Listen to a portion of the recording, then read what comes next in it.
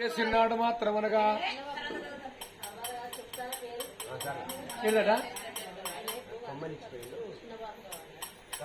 తర్వాత చదువుతాం. అయితే మరి ఆనాడు మాత్రం విశ్వామిత్రుడు వచ్చి కోరుకున్న ఇతరుల చేతిలో చెయ్యించుకున్నాడు. వెనక ముందు చూడకుండా హరిశ్చంద్ర మహారాజు చేతిలో చెయ్యేసిండయ్యా. మరి చేతిలో చెయ్యేసినాడు మాత్రమనగా అదిగో వారి అన్నమాట తప్పవాట వద్దమాడమాట గజమంటే ఏనుగ ఏనుగ మీద నిలబడి గవ్వ మిడితే గవ్వ ఎంత దూరం పోతుందో గంత పడ్డ భీమన్నడే బామ. రాజ్యం అమ్మిండు, దేశం అమ్మిండు, ఏమి లేకుండా పోయింది. ఆఖరికి ఒక భార్య నమ్మిండు, పిల్లలు నమ్మిండు. సుదికి మాలవానికి హరిశ్చంద్ర మహారాజు ₹1 కమ్ముడు వేయిండు. అగో అన్నాడు మాత్రమనగా మాలవాడు దండరేఖ బగ్గం పెట్టుకొని తీసుకొని పోయి హరిశ్చంద్ర మహారాజును అదిగో కాట్నాల గడ్డకాడ కావనుంచిండు. తనకు రాజ్యం మీద బాధ కలగలేదు, దేశం మీద బాధ కలగలేదు, కాట్నాల గడ్డకాడ అన్నవెవరు పెడతారని బాధ కలిగిందే బాబోయ్. అయ్యా నాకు అన్నం ఎట్లంటే హరిశ్చంద్ర మహారాజునుడు ఒరే నిన్ను మాత్రమనగా మాలవాడు ఏమన్నాడు వారి నిన్ను తీసుకొచ్చి మాత్రమనగా అన్నం పెట్టడానికి కాదు, ఊళ్ళో మాత్రమన కాటి కాపరి తీసుకొచ్చిన బిడ్డు ఊళ్ళో శవం లేసినాడు మాత్రమన దింపుడు గల్లం ఎత్తర్రా. దింపుడు గల్లం వేసిన కాడ 4 ఇట్ల బియ్యం పోతారు, తలా బిరికడు బియ్యం పోతారు, 5 కొత్తలు పెడతారు. 5 కొత్తలు తీసుకుని నాకు అప్పచెప్పు ఆ బియ్యం వండుకొని తినమన్నాడు. గానాడు బాధ కలిగేవు బాబా, గానాడు బాధ కలిగేవు బాబా, సత్యమో సత్యమో నీ నా భార్యో, నిత్యమో నిత్యమో నీవు బామా, హరిశ్చంద్ర మహారాజే ఓ బామా, అరవ కష్టపడ్డమ్మా నా భార్యో, అరవ కష్టపడ్డమ్మా నా భార్య. అయ్యా నాదన ప్రాణనాథ ఓ నాథన్న, అలనాడు హరిశ్చంద్ర మహారాజు తన భార్య తన కొడుకు గన్ని కష్టాల వడికంత వీరగచ్చిన నాద. అయ్య వాళ్ళ లెక్క నాద ఓ నాథన్న, గద్దరి దానాలు ఇయ్యవాలే ప్రాణనాథ. అయ్యా పుట్టిన బిడ్డకయ్యా ఓ నాథ, అయ్యా పుణ్యలోకం బిడ్డకు కలుగునయ్యా. బాబో ఇక సరబరవలేదు బామా నా భార్య, ఇక సరబరవలేదు బామా నా భార్యో. నేను ఒక్కరిని దానం చేస్తే ఓ బామ్మ అది దానంబుగా నా పడది నా భార్య. అప్పటికిప్పటికి అంటారా భార్య పాపం చేస్తే భర్తకు రాదు, భర్త పాపం చేస్తే భార్య కత్తదాట. ఇక భార్య పుణ్యం చేస్తే ఓ బామ్మ, భార్య పూజలు చేస్తే నా భార్యో, భర్తకు సగం అల్లా భర్తలమ్మ. భర్త పాపం చేస్తే భార్యకు సగం పాపం పోద్దట, అదే భార్య పాపం చేస్తే భర్తకు పోదు. అదే కాకపోయిన బామా అరే అగో భార్య పూజలు చేసుకుంటే సగం పుణ్యం మాత్రం భర్తకు పోద్దట. అందుకే ఇంటికి ఇళ్ళలో భర్త పాపం చేస్తే భార్య సహించదమ్మా. నీకు సత్యాన కంకణం వేన భార్య, ఇక నీ కళ్ళ కడత ఉన్నావు బామ్మ. నేను కచ్చేరి కాడ దానం చేస్తా, నువ్వు ఇంటికాడ దానం చేయి. ఎందుకంటే సత్యాన కంకణము నీ గట్టి ధర్మ కంకణం నేను కట్టుకున్నా. ఈ అటు నుంచి అన్నమాట తప్ప దబద్దమడద్దు పలికి బొంక దిద్దర మాత్రం అనగా వెంట మనిషి లేదు నేను భోజనం చేయాలి. బామా ఇక నేను కచ్చేరి కాడికి పోతున్నా, రాజు కచ్చేరి కాడికి వేయిండు.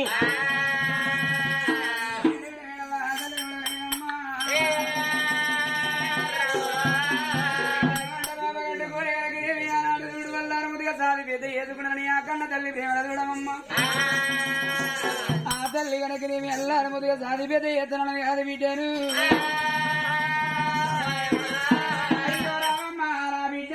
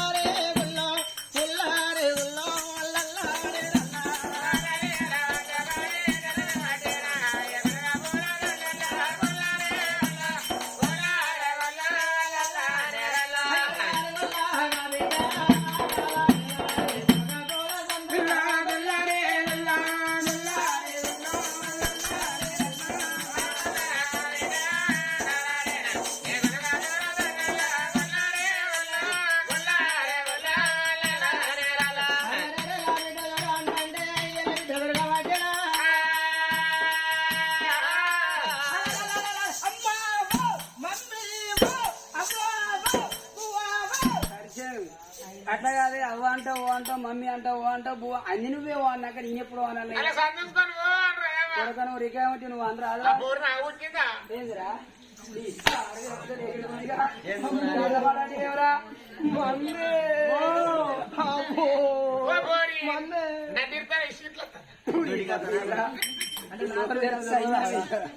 అమ్మో ఇక ఉడకన్న వేసి ఉడికిపోయి వచ్చి నన్ను ఎత్తుకొని తినిపియాలి పో ఎవరా నన్ను నిన్న ఎవరు మొయ్యాలే అదే పో నన్ను ఎత్తుకోవాలి నన్ను మోసేటట్టు అయితే నా బిడ్డ యాభై సీర మొత్తం నింపి పారేత్తి ఇక మా మమ్మీ మొత్తం నింపి ఇక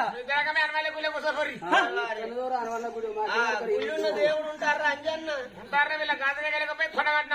మరి కట్ట వచ్చిన వాళ్ళు ఎవరో మొక్కాలి నేను అప్పతో వాళ్ళు అవగా మొక్కుతా బుద్ధి గట్లా అంటారా అని అంటారు వీళ్ళు వీళ్ళు కూడా హోహో అని అవుతారు అమ్మో నన్ను ఎత్తుకోవాలి పో లేదు బిడ్డ నేను మొయ్యలేను కానీ తొడపైన కూర్చుని పెట్టుకున్నాను భోజనం పెడతానమ్మా లేదని ఎత్తుకుంటే అన్నం తింటా లేకపోతే అస్సలే అన్నం తినా లేకపోతే ఆయన ఎత్తుకోమ్మాను ఎవరా ఎర్రంగా అయినాడు ఎర్రంగా అయ్యో ఆయన చీరలు తెచ్చాడు అట్టుకోపోతే కాదు బిడ్డ అది అత్త ముక్కలు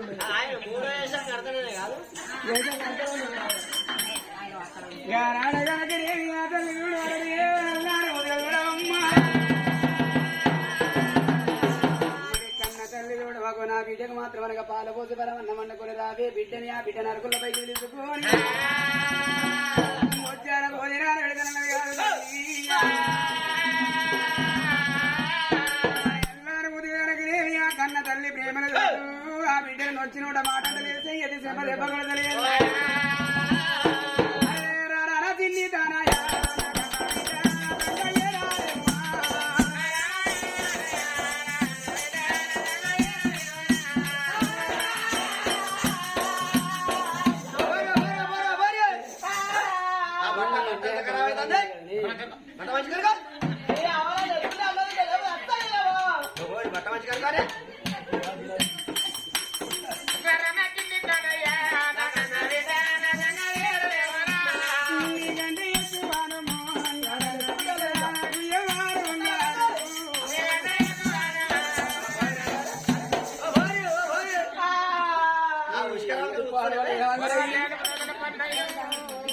మరి అప్పటికి ఇప్పటికి అన్నారు పోరగాలు కావాలంటారు పోరగాలు ఏళ్ళ పైన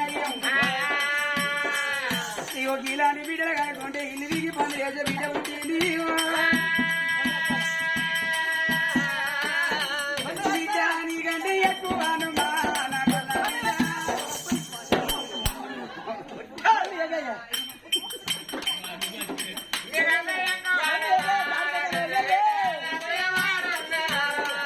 అన్నట్టు మన 2 చీరలు ఊసిపోతే అని మన బిడ్డలో ఇక లడ్డీతోనే చూద్దాం పోయి నీకంటే ఎక్కువ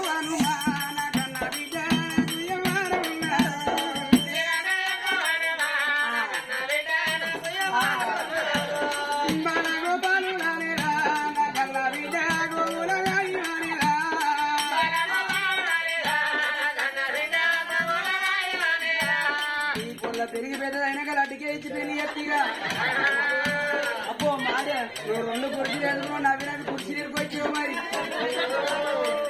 అరే నీకంటే ఎక్కువ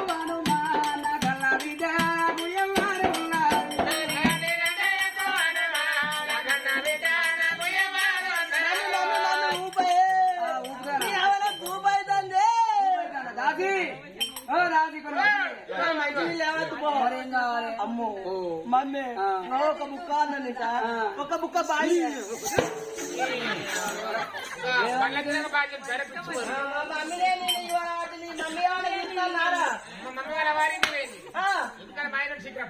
ముసలాం తాళం చేస్తానో చేస్తలేడు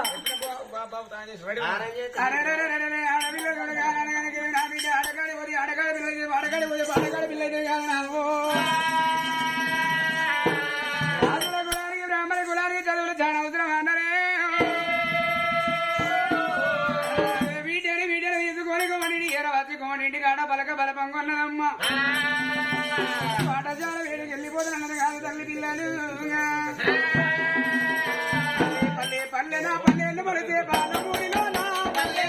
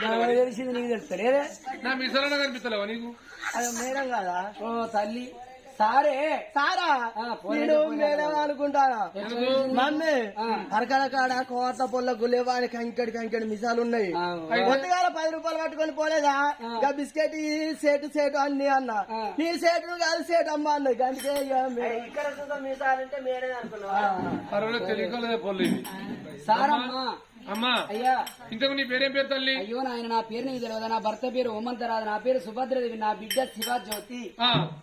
అమ్మా అయ్యా నీ బిడ్డకు చదువు చెప్పాలా? అవును నాన్న. కన్న తల్లి బడికాడ ఉంటే పిల్లలకు గౌరవం ఎక్కువ, చదువు రాదు. అవును. ఎందుకంటే నువ్వు వెళ్ళిపోతే నీ బిడ్డకు చదువు నేర్పిల్ల కొడతాను తల్లి. చక్కగా చదువుకొని ఇంటికి రా, ఎవరి జోలి పోతాను. Mummy tata bye bye see you good night. ఇవన్నీ ఒక్కసారేనా? ఇవన్నీ ఒక్కసారేనా? సరే ఇట్లా శివజ్యోతి, బడికి రాగానే నేర్చుకోవాల్సిన చదువు కాదు, ఏంటి సార్ క్రమశిక్షణ పద్ధతి పాటించిన తర్వాత చదువు నేర్చుకోవాలి. బాగా సారు విన్నావా? ఓ నేను ఇవరకు పెద్ద బడి వేన సారు.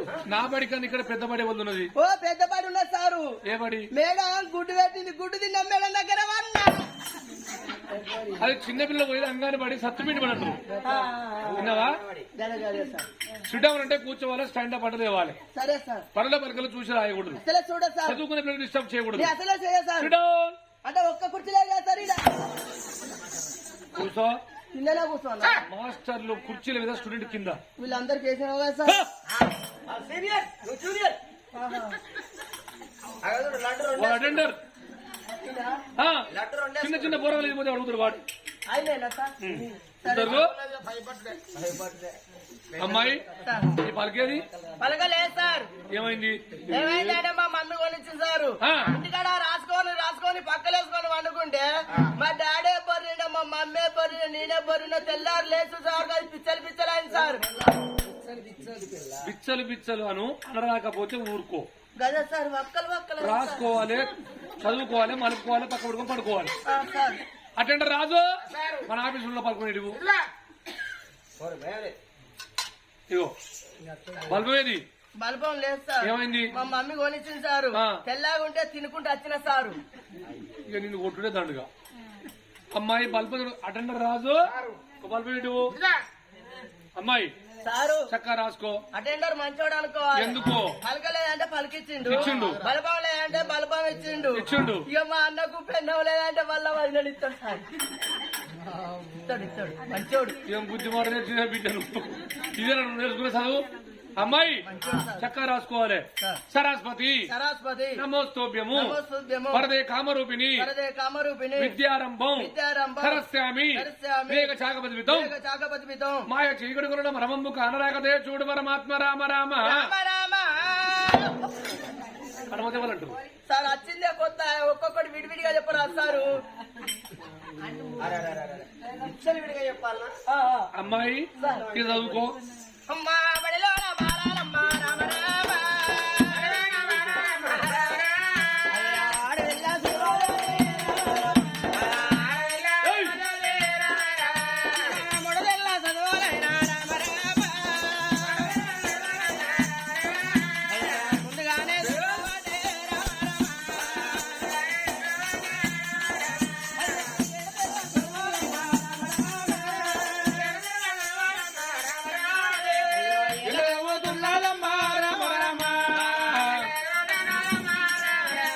అయ్యో చదువుల్లా బాలనమ్మ రామరా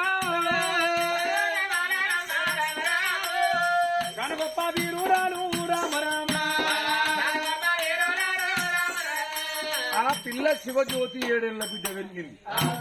ఇది మాత్రం అనగా ఉమంత నగరంలో జరిగే కథ. మరి కథలో కథ ఎక్కడయ్యా? అది ఎండికొండ స్థలము, స్థలం అందు కదరా ఎండికొండ స్థలం ఉంది. ఏకాశీల మండపాన మాత్రం అనగా ఎండికొండ మీద భగవంతుడు చూడండి నాగదత్తం పిలుపుల్ల దేవతల అందరిని పిలిచిండయ్యా.